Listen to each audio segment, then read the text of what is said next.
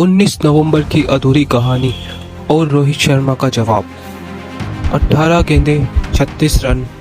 सामने सनराइजर हैदराबाद की बॉलिंग और क्रीज पर है रोहित शर्मा।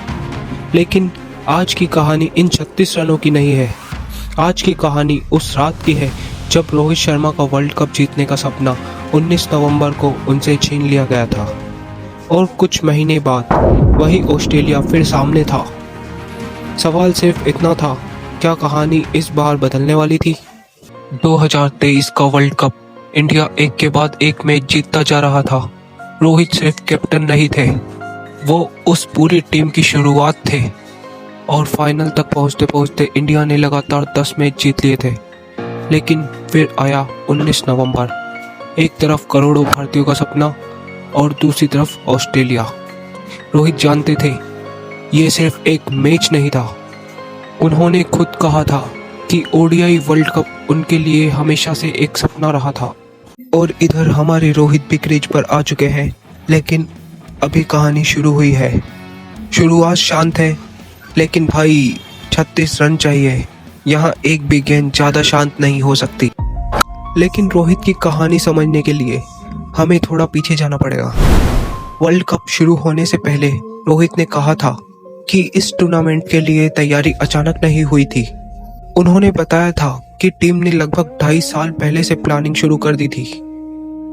प्लेयर्स के रोल तय किए गए, कौन किस सिचुएशन में खेलेगा, कौन क्या जिम्मेदारी लेगा। मतलब ये सिर्फ 11 खिलाड़ियों की टीम नहीं थी, ये 2.5 साल की मेहनत थी।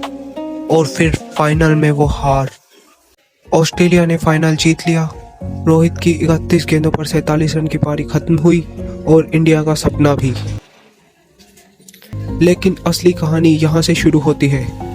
फाइनल के कुछ हफ्तों बाद रोहित ने बताया कि उन्हें समझ नहीं आ रहा था कि वापसी कैसे करनी है।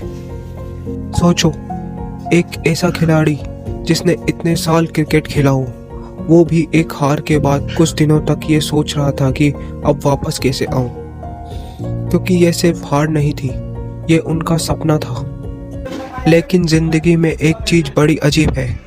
कभी कभी जो हार आपको तोड़ती है, वही हार आपको अगली बार और मजबूत बनाकर वापस लाती है। और कुछ महीनों बाद ऑस्ट्रेलिया फिर सामने था।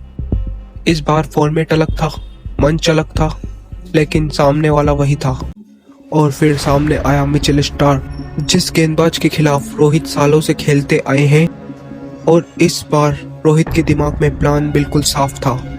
रोहित ने बाद में बताया कि वह स्टार्क को अच्छी तरह जानते थे और उन्हें उम्मीद थी कि स्टार्क ऊपर पिच करके स्विंग कराने की कोशिश करेंगे। लेकिन उस दिन स्टार्क ने शायद रोहित का दूसरा वर्जन देखा। एक ऐसा रोहित जो गेंद को रोकने नहीं, गेंदबाज पर दबाव डालने आया था। और फिर आया वो ओवर, मिचेल स्टार्क और सामने रोहित शर्मा।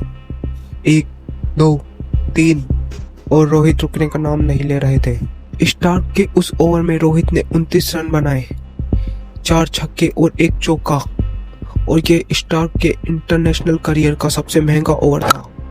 जिस ऑस्ट्रेलिया ने कुछ महीने पहले वर्ल्ड कप फाइनल में इंडिया का सपना तोड़ा था, आज उसी ऑस्ट्रेलिया के सबसे बड़े बॉलर में से एक को रोहित ने बिल्कुल सांस लेने का मौका नहीं दिया।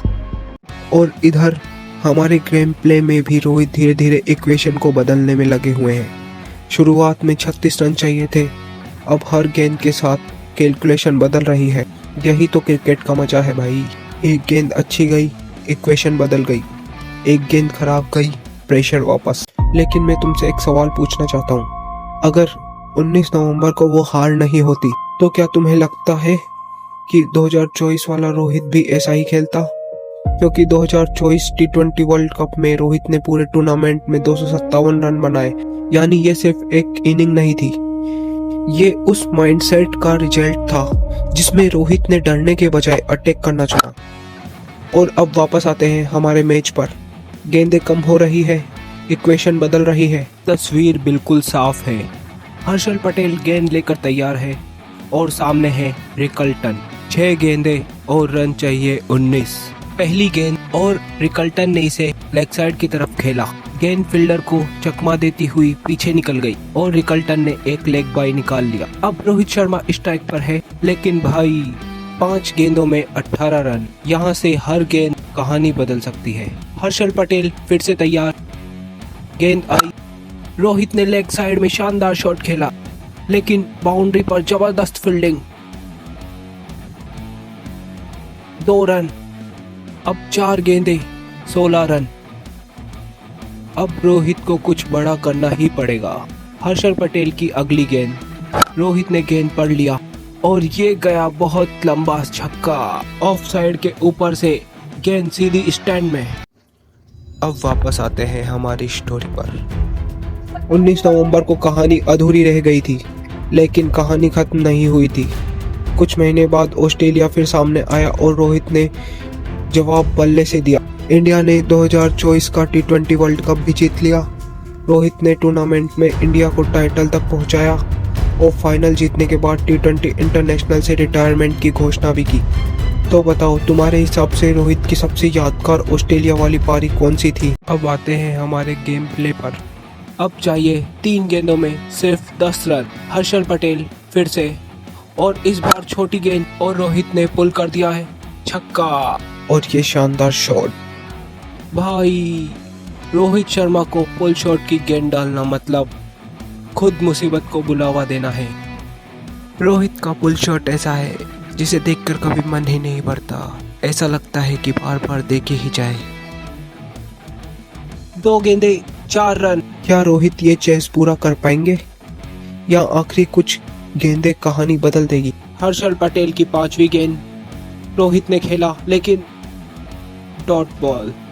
ओह, अब सिर्फ 1 गेंद, 4 रन। आखिरी गेंद, रन चाहिए 4। हर्षल पटेल दौड़ते हुए गेंद डाली, रोहित ने पीछे की तरफ शॉट खेला और ये भाई चौका। रोहित शर्मा ने मैच खत्म कर दिया है। MI ने ये मुकाबला जीत लिया है। और अगर तुम्हें ऐसी क्रिकेट स्टोरीज गेम प्ले के साथ सुनना पसंद है तो अगली कहानी शायद इससे भी ज़्यादा इंटरेस्टिंग होने वाली है। अगर तुम्हें वीडियो अच्छी लगी तो वीडियो को लाइक और चैनल को सब्सक्राइब जरूर करें।